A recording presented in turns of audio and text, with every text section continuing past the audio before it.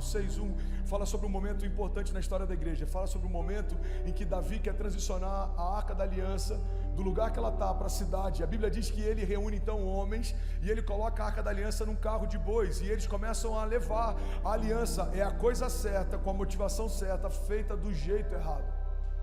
Irmão, olha para mim, não existe honra parcial. Não tem sentido honrarmos a Deus com aquilo que fazemos, mas desonrarmos da forma que fazemos. Eu não vou roubar alguém para dizimar. Cara, meu dízimo esse mês explodiu. Sério, mano? O que você fez? Lembra daquela agência que tem ali do lado da Tocantins? Explodiu o caixa eletrônico. Irmão, o diácono ficou até assustado quando eu cheguei com um saco de dinheiro. Eu falei, aqui é para a igreja. Não tem a ver só com o que eu faço, tem a ver com como eu faço.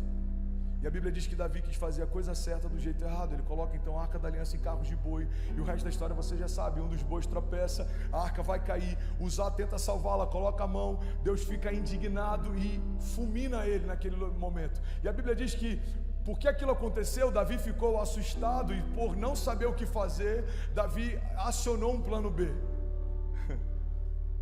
Ele fala, deixa essa arca na casa de Obed-Edom, deixa eu pensar o que eu vou fazer. Você está comigo? Cara, pega isso aqui pode mudar a história de alguém. Ele fala, já que eu não sei o que fazer, deixa na casa de Obed-Edom até eu decidir. E a Bíblia diz que a Arca da Aliança permaneceu na casa de Obed-Edom por 3 meses. E por todo aquele período, tudo que ele fazia e tinha, prosperava. E é interessante porque essa arca ficou por 20 anos na casa, se eu não me engano, de Abinadab. E qual que é a diferença entre 20 anos na casa de um e tudo mudar por 3 meses na casa de outro? Eu acredito, e isso é um pensamento meu, que o fato dele saber que não fazia parte dos planos de ninguém, aquela arca estar na casa dele, fez com que ele honrasse ainda mais a oportunidade que ele teve. Eu imaginei ele olhando para aquela arca, eu pelo menos teria feito isso, e eu imagino que ele fez. No primeiro dia, irmão, você não dorme, a Arca da Aliança está na sua casa. Na antiga aliança, a glória de Deus se manifestava apenas naquele lugar, no Santo dos Santos, naquele átrio que era só acessado por alguns sacerdotes em momentos específicos. A glória de Deus se manifestava, uma luz entrava naquele lugar e a glória de Deus se revelava para a criação, para poucas pessoas em poucos momentos. Você sabia que o sumo sacerdote que acessava o átrio onde ficava a Arca da Aliança, ele tinha em torno das suas roupas alguns sininhos? Você sabia disso? Quem sabia disso? Levanta a mão. Você sabe por que tinha esses sinos?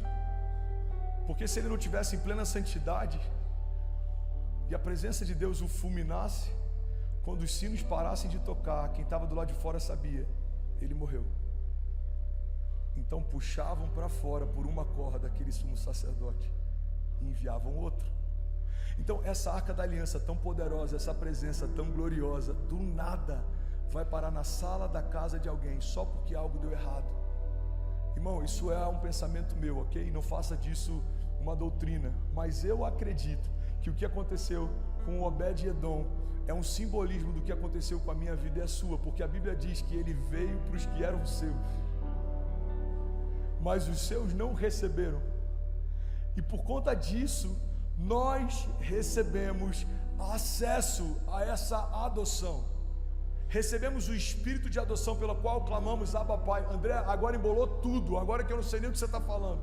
O que eu estou falando é o seguinte, irmão, Obed-Edom só entrou na história porque um erro aconteceu, e o fato dele saber que não merecia ter o que estava tendo, não merecia viver o que estava vivendo, fez com que a honra com que ele expressou aquilo fizesse com que um favor sobrenatural viesse sobre ele. Você sabe o que vai mudar a tua casa, a tua história, a tua família, a tua empresa? Você olhar para você mesmo e você reconhecer que você não merecia ter o que tem, não merecia viver o que vive, não merecia sonhar o que sonha, mas Deus olhou para você, Deus viu graça em você, Deus sonhou com você, Deus não desistiu de você, Deus não parou de profetizar sobre você, as promessas que Deus te fez não foram canceladas.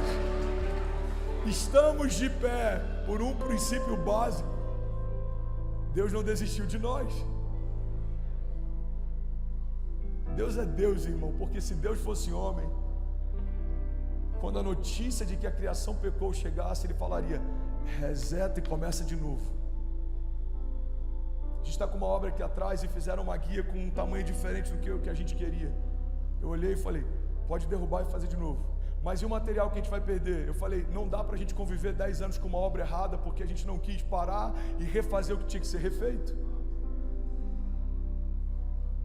Agora, se Deus agisse assim, Ele olharia para Adão e Eva e fala, são só 2. Faz de novo. Deus não abortou a criação no princípio, porque todo o restante da criação já estava desenhada a partir do princípio. Você já havia se relacionado com Ele, Ele já te chamava pelo nome. Você não foi gerado quando a sua mãe recebeu a notícia de que estava grávida. Deus já tinha palavras a teu respeito antes do ventre da sua mãe ser gerado, antes do ventre da sua avó ser gerado. Deus é um Deus de geração em geração, e é por isso que promessas que Deus já fez para os nossos netos vão se cumprir, mesmo antes de nós existirmos. Ele já falava a respeito deles. Deus é um Deus de gerações.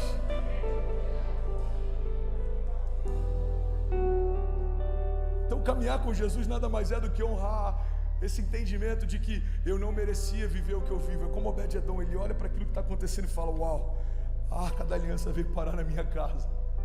Olha o que a Bíblia diz, eu vou correr aqui, 2 Samuel 6, lá no final, diz assim, a arca do Senhor ficou na casa dele por 3 meses, e o Senhor o abençoou, e a toda a sua família.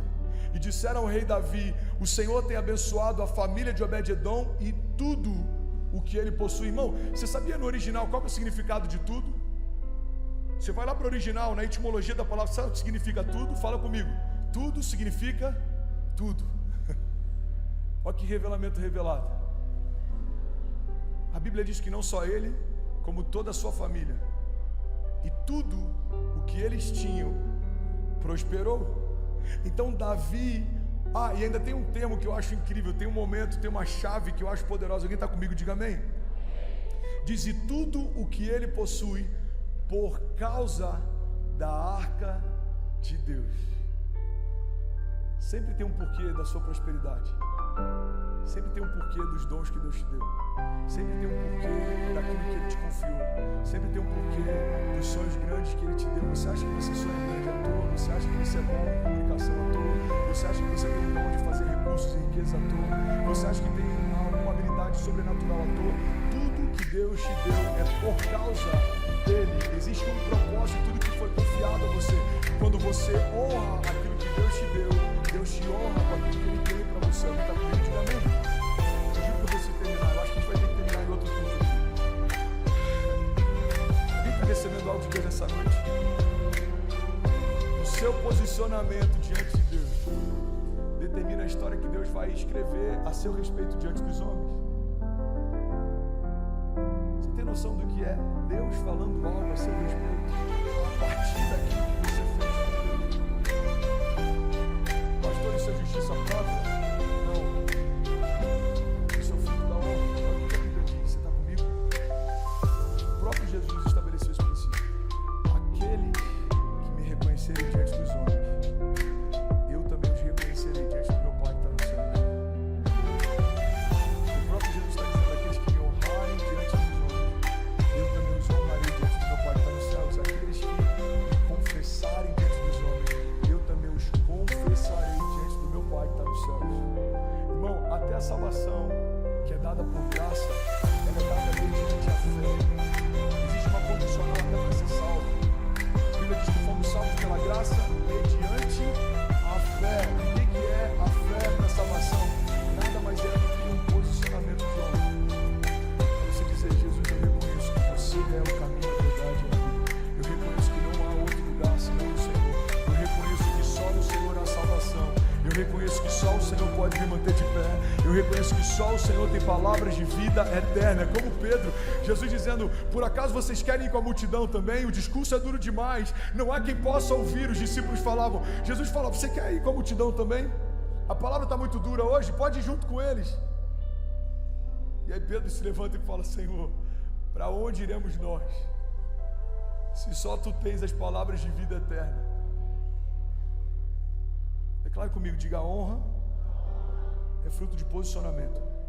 E aí, tudo bem? Você acabou agora de assistir um vídeo. Se você ainda não está inscrito, já se inscreve também no nosso canal, ativa esse sininho aqui embaixo de notificação e toda vez que eu fizer uma live ou estiver transmitindo uma mensagem ao vivo, você vai ser um dos primeiros a saber.